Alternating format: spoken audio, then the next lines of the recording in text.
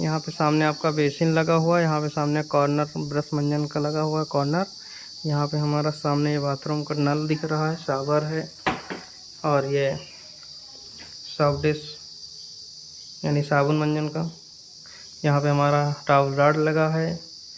यहाँ पे हमारा शावर गीजर टोटी लगी हुई है। यहाँ पे हमारा एक ऐसे टोटी दिया हमने, एंगल का सेल फॉसेट लगा दिया। यहाँ पे हमारा ऊपर गीजर है। जस्ट बगल हमारा एक कमोड है, कमोड का पानी सिस्टम इधर से दे दिए हैं। इसके जस्ट बगल हमारा एक छोटा सा बेसिन है ये प्यारा सा, और इसके बगल में हैंगर है हमारा। 8x8 का मेरा बाथरूम है ये देखिए एकदम सुंदर सा, कोई चीज़ की कोई कमी नहीं। जो कमी है कमेंट में आप बताना, वीडियो अपलोड करेंगे तो।